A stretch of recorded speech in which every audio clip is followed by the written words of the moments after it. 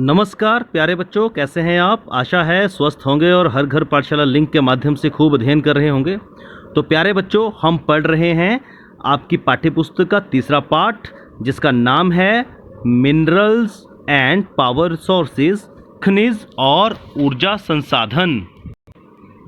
तो बच्चों, खनिजों के बारे में विस्तार पूर्वक अध्ययन करने के बाद हम ऊर्जा संसाधनों के ऊपर चर्चा कर रहे हैं। और पिछली वीडियो में हमने ये जाना कि ऊर्जा संसाधन दो प्रकार के होते हैं। एक होते हैं परंपरागत स्रोत और एक होते हैं गैर परंपरागत स्रोत, और इनको हम कहते हैं कन्वेंशनल रिसोर्सेज और नॉन कन्वेंशनल रिसोर्सेज। सो बच्चों, ऊर्जा के परंपरागत स्रोत वे हैं जो लंबे समय से सामान्य उपयोग में लाए जा रहे हैं। ईंधन और जीवाश्मी ईंधन परंपरागत ऊर्जा के दो मुख्य स्रोत हैं।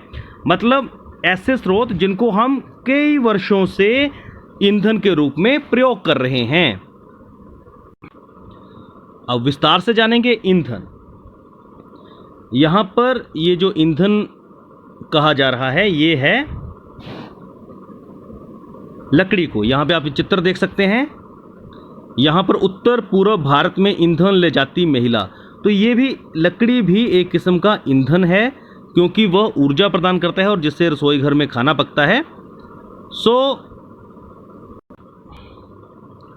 इसका उपयोग पकाने और ऊष्मा प्राप्त करने के लिए व्यापक रूप से होता है। हमारे देश में ग्रामीणों द्वारा उपयोग की गई 50% से अधिक ऊर्जा ईंधन से प्राप्त होती है। मतलब हमारा, क्योंकि देश एक गांव प्रधान देश है, अधिकतर जनसंख्या गांव में रहती है, तो वो ईंधन के रूप में किस चीज़ को प्रयोग करते हैं? इस चीज़ को। पौधों और जानवरों के अवशेष जो लाखों वर्षों तक धरती के अंदर दबे रहे थे, ताप और दाब के प्रभाव से जीवाश्मी ईंधनों में परिवर्तित हो गए हैं। इस बात को समझिए। इसके अलावा, लकड़ी के अलावा, अब आप अपने घरों में देखते हैं हम क्या यूज़ करते हैं? यस, बिल्कुल, रसोई गैस, और कई जगहों पे मिट्टी का तेल, कई जगहों पे कोयला भी करते होंगे।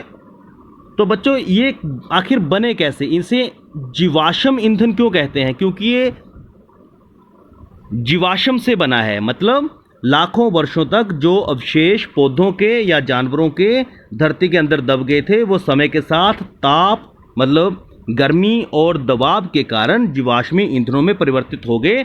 तो ये आप इस क्वेश्चन को आप समझ सकते हैं। और जीवाश्मी ईंधन हम किन्हें कहते हैं? कोयला, पेट्रोलियम, प्राकृतिक गैस परंपरागत ऊर्जा के स्रोत हैं। इन खनिजों के भंडार सीमित हैं। अब हम साथ साथ में जो हमें थ्रेट है, जो चेतावनी है, वो भी साथ साथ में करेंगे। क्योंकि आपने देखा, वर्षों तक जमीन में दबे रहने के बाद, लाखों वर्षों तक जमीन में दबे रहने के बाद, ये जो पौधे और जानवरों के अवशेष थे वो जीवाश्म ईंधन में बदले। तो अगर हम इन सभी खनिजों के भंडारों को अभी निकाल लेंगे तो आने वाली पीढ़ियों के लिए तो इतनी जल्दी तैयार नहीं होगा। तो इसलिए कहते हैं कि इसको बड़े सोच विचार के साथ प्रयोग करना है, बड़ी सूझबूझ के साथ प्रयोग करना है। तो इसलिए कहा कि विश्व की बढ़ती जनसंख्या जिस दर से इसका उपयोग कर रही है, वह इसके निर्माण की दर से कहीं अधिक है, इसलिए ये शीघ्र समाप्त होने वाले हैं। बच्चों, जीवाश्म ईंधन में हम पढ़ेंगे कोयला के बारे में।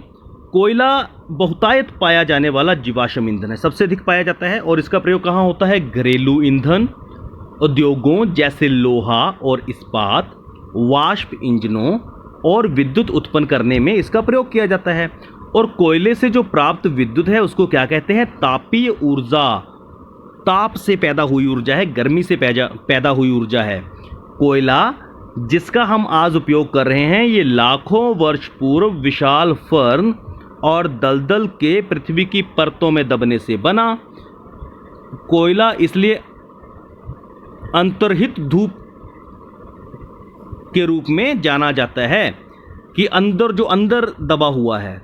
और ये मैंने पहले भी कहा, लाखों वर्ष लगते हैं इसको बनने में। और पूरे विश्व में चीन, यूएसए, संयुक्त राज्य अमेरिका, जर्मन, रूस, दक्षिण अफ्रीका और फ्रांस इसमें अग्रणी कोयला उत्पादक देश हैं। और भारत में कोयला रानीगंज, पश्चिम बंगाल और झरिया, धनबाद, बोकारो, झारखंड में है। तो झारखंड, पश्चिम बंगाल, रानीगंज, ये जो इलाके हैं, यहाँ पे भारत में कोयला बहुतायत मात्रा में पाया जाता है।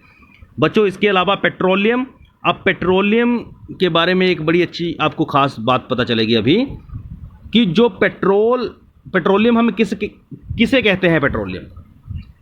पेट्रोल जिससे आपकी कार चलती है, और तेल जो आपकी साइकिल को चरमराने से रोकता है, दोनों की शुरुआत काले गाढ़े द्रव से होती है, जिसे पेट्रोलियम कहते हैं। साइकिल की चेन को हम लगाते हैं ना ग्रीस, और पेट्रोल जो आपकी कार में डलता है, ये दोनों को पेट्रोलियम उत्पाद कहते हैं। मतलब पेट्रोल सिर्फ वही नहीं है जो आपकी गाड़ी में डाला जाता है, इसके अलावा भी और अनेक चीज़ें, ये पेट्रोलियम जो हमें पृथ्वी से प्राप्त होता है वहाँ से बनती हैं। पहले उसको भेदन विधि द्वारा, ड्रिलिंग द्वारा ज़मीन से निकाला जाता है, फिर उसको प्रसंस्करणशाला में भेजा जाता है, जहाँ पर उसको क्या किया जाता है, साफ किया जाता है। और जो ज़मीन से निकला वो एक ही किस्म का पदार्थ होगा, उसी से डीजल, उसी से पेट्रोल, उसी से मिट्टी का तेल, उसी से मोम, उसी से प्लास्टिक और स्नेहक मतलब ग्रीस तैयार किए जाते हैं। मतलब जो ज़मीन से निकला वो एक ही किस्म का तेल होगा, उसी को अलग अलग तरीके से रिफाइन करके अलग अलग चीज़ें, डीजल, पेट्रोल, मिट्टी का तेल, मोम, प्लास्टिक, स्नेहक लिया जाता है। तो ये बात आपके लिए नई थी, इसको याद रखिएगा। और एक और जीके का क्वेश्चन बनता है, काला सोना किसे कहा जाता है? पेट्रोलियम और इससे बने उत्पादों को काला सोना कहा जाता है। क्यों कहा जाता है? क्योंकि ये दुनिया में बहुत ही मूल्यवान वस्तु है। और पेट्रोलियम के मुख्य उत्पादक देश आपको पता होगा, जितने ये अरेबियन कंट्रीज़ हैं कुछ,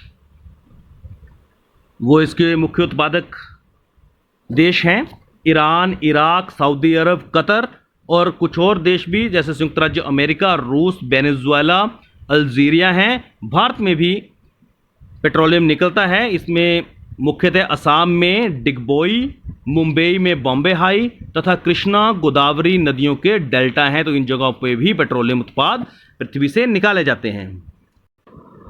बच्चों, जहां से पेट्रोलियम निकलता है वहीं पर प्राकृतिक गैस भी होती है। प्राकृतिक गैस ये तब निर्मुक्त होती है जब अपरिष्कृत तेल को धरातल पर लाया जाता है। जो तेल हम पृथ्वी से निकालते हैं जो अशुद्ध होता है, वहाँ से ये गैस हमें प्राप्त होती है। इसका प्रयोग घरेलू और वाणिज्यिक ईंधनों के रूप में किया जाता है। आपके घर में भी गैस जो प्रयोग होती है और उद्योगों में भी प्रयोग होती है। और इसके मुख्य देश कौन से हैं जहाँ पे इसका उत्पादन होता है? रूस, Norway, UK, United Kingdom, Netherland प्राकृतिक गैस के प्रमुख उत्पादक हैं। और भारत में कहाँ? जैसलमेर जो कि राजस्थान में है, कृष्णा गोदावरी डेल्टा, त्रिपुरा और मुंबई के कुछ क्षेत्र प्राकृतिक गैस संसाधन हैं। विश्व के बहुत कम देशों के पास प्राकृतिक गैस के पर्याप्त भंडार हैं।